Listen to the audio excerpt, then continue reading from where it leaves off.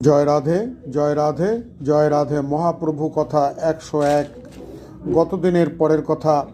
শ্রী নিমাই গৌরসুন্দর শ্রী রাধার ভাবে ভাবিত হইয়া একলা বসে বিরহ জ্বালায় জ্বলছে।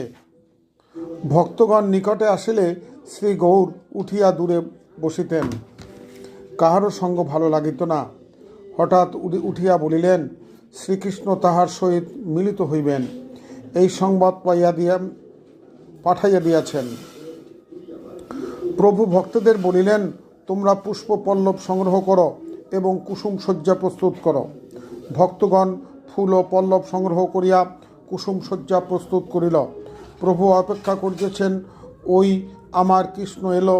একটু শব্দ শুনলে ওই প্রভু এসেছেন বলে চমকে উঠতেন।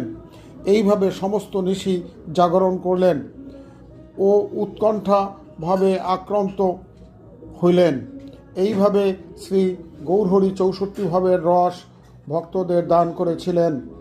প্রভু বলেছিলেন, সখী, আমি অগুর চন্দন ফুলের মালা থরে থরে সাজিয়ে রাখিয়াছি। বনে বনে গিয়া অন্বেষণ করিয়া একটি একটি কাটা বাছিলাম আমার প্রাণেশ্বর কোমল অঙ্গে ব্যথা পাবে বলে, কিন্তু আমার নিঠুর বন্ধু আর এলো না। প্রভুর এই বেকুলতা দেখাবার একটাই কারণ, প্রভু ভক্তদের দেখাইতেছেন কিভাবে বেকুল হয়ে ব্যর্থভাবে ভগবানকে ডাকিতে হয়। প্রভু বলিলেন, শ্রীকৃষ্ণকে ভজন করিতে হইলে ব্রজের গোপীভাবে ভাবিত হইতে হইবে।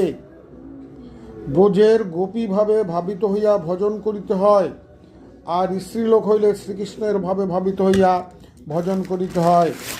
ভগবান শ্রীকৃষ্ণ ভক্তের করুণ আত্মনাথে সহজে ধরা দেন। জয় রাধে।